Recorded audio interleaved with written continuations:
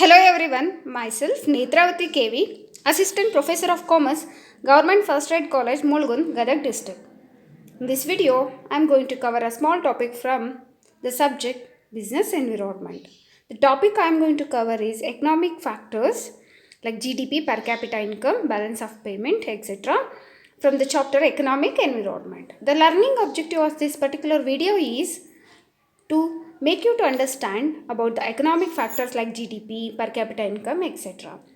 After going through this particular video, you will be able to understand and analyze the different economic factors like GDP, per capita income, balance of payment, etc. Economic factors.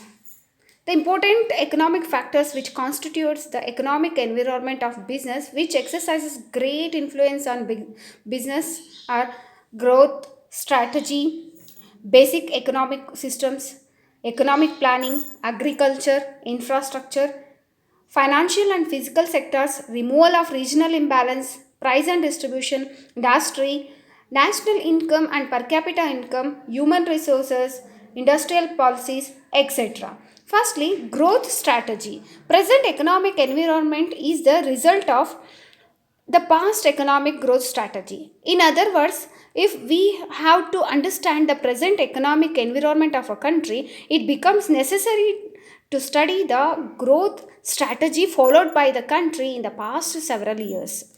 The second one is basic economic systems. The economy or the economic system refers to the legal and institutional framework within which the people of a country carry on their economic activities. There are mainly three types of economic systems. The first one is capitalism, second one socialism, third is mixed. What do you mean by capitalism? It is an economic system characterized by private ownership of all the means of production and distribution, freedom of contract and competition, profit motive, freedom of consumption and production, free price motive, etc. And socialism means it is an economic system characterized by collective or state ownership of the means of production and distribution, freedom of contract and competition, profit motive, freedom of consumption and production, free price motive, etc. Mixed economy means it is an economic system characterized by both capitalism and socialism. Capitalism means both control and management will be in the hands of the private ownership, and socialism means both control and management will be in the hands of a government, and mixed in the sense it will both characterized by capitalism and socialism. I mean private people as well as government. The second one is economic system. Mixed economy is necessarily a planned economy. Economic planning in one form or another, on a small scale or a large scale, have been adopted by many countries of the world either to achieve the rapid economic development, or to overcome depressions, or to control inflationary conditions, or to maintain economic stability. And the fourth one is agriculture. In India, agriculture has several, in India, agriculture have always been the backbone of an economy. Through agriculture, employment has taken place, though the agriculture employment has taken place under the 5 years plan, still it requires further development under economic planning. The fifth one is infrastructure. Even development of infrastructure is a part of non-economic environment of a country. If proper attention is not paid to the development of infrastructure, if it's likely to act as a severe constraint on the economic development process in the country. The sixth one is financial and fiscal sectors. For the rapid development of any economy, a well-developed monetary market and capital market constituting financial market is quite essential. Removal of regional imbalance. If the country's economy is to achieve all-round development, it is quite essential to remove the regional imbalances. Next one is price and distribution. Price stability is an essential condition for stability in the economic life as well as the economic growth. Fluctuations in the price create atmosphere of uncertainty and instability which are not at all conducive for the development of a country. The ninth one is industry. Industrial growth is most essential for the development of any nation. Next one is national income and per capita income. National and per capita income gives the idea on standard of living of the country, which also plays an important role for the development of a country. The next one is human resources. Human resources have both beneficial and harmful effects on the development of a country. The next one is industrial policies. Industrial policies also plays a vital and important role in the development of any country, which brings changes in the rules and regulations of industrial sectors. The next important topic is gross domestic product. Domestic product means it is a measure of the income and expenditure of an economy. It is the total market value of the final goods and services produced within a country in a given period of time.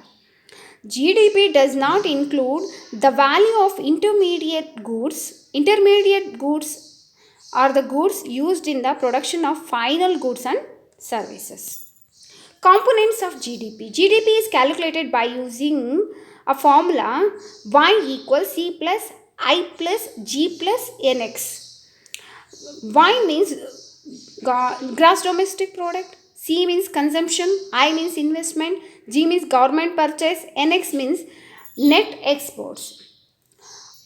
Consumption means the spending by households on goods and services with the exception of purchase of new housing. Investment, the spending on capital equipment, inventories, the structures including new housing. Government purchases, the spending on goods and services by local, state and federal governments. Net exports means exports minus the imports.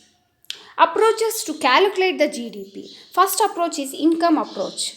Income approach calculates the GDP by adding up all the incomes in the economy. Second one is expenditure approach.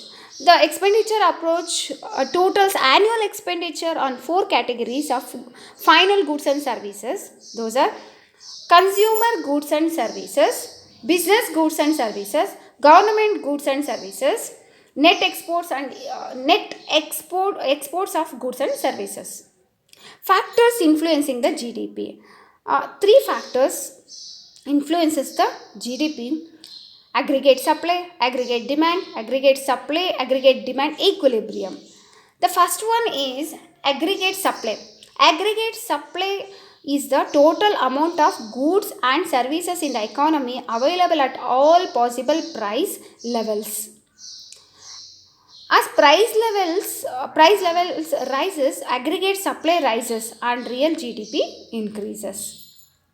The second one is aggregate demand. Aggregate demand is the amount of goods and aggregate demand is the amount of goods and services that will be purchased at all possible price levels.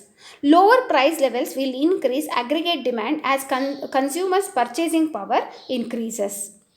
The third one is aggregate supply, aggregate demand equilibrium. By combining aggregate supply curves and aggregate demand curves, equilibrium for the macroeconomy can be determined. The next one is growth rate of GDP. The GDP growth rate measures how fast an economy is growing. It does this by comparing one quarter of a country's GDP to the last. The GDP growth rate is driven by the 4 components of a GDP. Exports drive growth of GDP, but imports will have negative impact. Next one, per capita income. It is the income per head of a population. It is ascertained by dividing the total national income by the total number of people. Per capita income is calculated by using the formula per capita income equals total national income divided by total population. Limitations or criticisms of per capita income. Per capita income cannot serve as a satisfactory indicator of development. Change in the per capita income is not the true measure. Economic welfare aspects ignored. And next topic is balance of payment.